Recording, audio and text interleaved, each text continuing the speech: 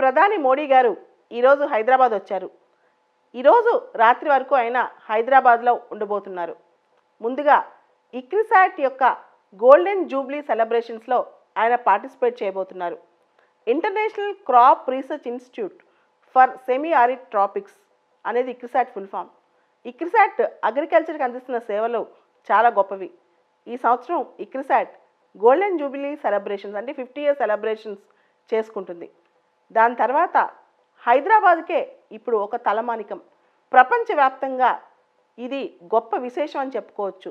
శ్రీ రామానుజాచార్యుల వారి విగ్రహ ఆవిష్కరణ అసలు ఏంటిది? హైదరాబాద్లో శంషాబాద్ దగ్గర ముచ్చింతల్ అనే 40 ఎకరాల ప్రాంతంలో శ్రీ రామానుజాచార్యుల వారి 216 అడుగుల విగ్రహాన్ని ఆవిష్కరించబోతున్నారు. దీనికి సంబంధించి ఫిబ్రవరి 2వ తారీఖు నుంచి ఫిబ్రవరి 14వ తారీఖు వరకు కార్యక్రమాలు జరుగుతున్నాయి. అయితే కాంపిటేటివ్ ఎగ్జామ్స్కి మనకి ఈసారి ఖచ్చితంగా రామానుజాచార్యుల వారి విశిష్టలు చదువుకోవాల్సిన అవసరం ఉంది.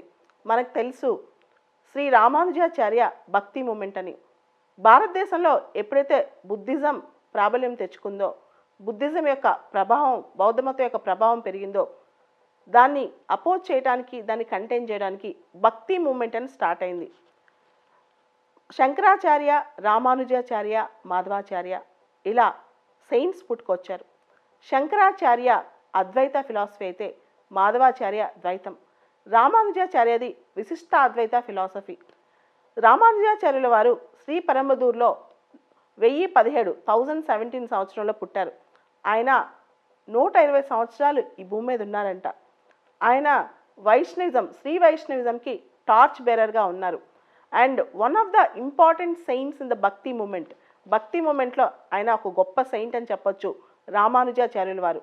ఆయన ఫిలాసఫీ విశిష్ట అద్వైత ఫిలాసఫీ. మనందరికి తెలుసు శంకరాచార్య అద్వైతం అంటే ఒకటే బ్రహ్మ ఒక్కడే, బ్రాహ్మణుడు ఒక్కడే అని చెప్పారు. మాధవాచార్య ద్వైతం, శంకరాచార్య మోనిజం అయితే మాధవాచార్య డ్యూయలిజం.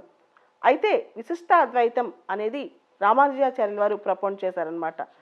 ఇక్కడ రామానుజాచార్యుల వారి విగ్రహాన్ని 216 అడుగుల విగ్రహం, స్టాచ్యూ ఆఫ్ ఈక్వాలిటీ అంటాం.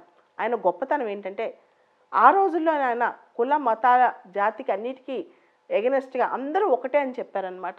ఎలాంటి భేషజాలు మానవుల మధ్య ఉండకూడదని. అందుకే ఆయన్ని సమతామూర్తి అంటారు. అందుకే ఆయన విగ్రహాన్ని స్టాచ్యూ ఆఫ్ ఈక్వాలిటీ అని పేరు పెట్టారనమాట. దీనికి ఆయన చెప్పింది మనుషుల మధ్య ఎటువంటి డిస్క్రిమినేషన్ ఉండకూడదు, మనుషుల మధ్య ఎటువంటి తేడాలు ఉండకూడదని అప్పట్లోనే ప్రపోజ్ చేసిన సమతామూర్తి ఆయన. అందుకేనంట ఈ స్టాచ్యూ ఆఫ్ ఈక్వాలిటీ దగ్గర అన్ని దేశాల యొక్క ఫ్లాగ్స్ కూడా నాటుతారంట. ఇది అద్భుతం కదా. మనం గమనించాం బౌద్ధ మతంలో మనకి ఈక్వాలిటీ ఉంది.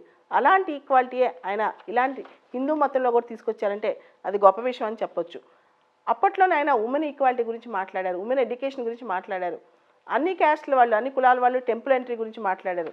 ఇవన్నీ కూడా రామానుజాచార్యుల వారి చక్కటి అద్భుతాలే అని చెప్పొచ్చు.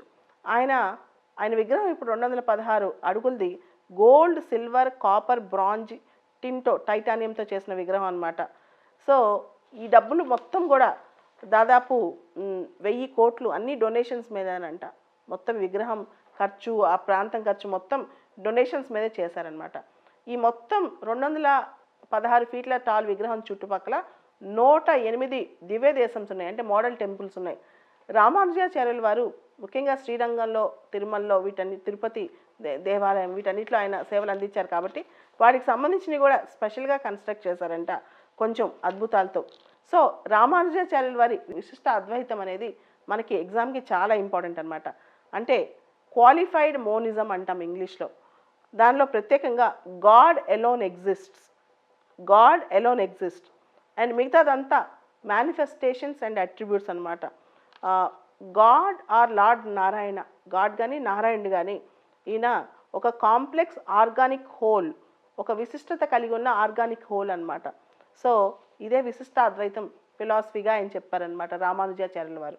దీని గురించి UPSC aspirants, competitive exam aspirants స్పెషల్గా స్టడీ చేస్తే మంచిది.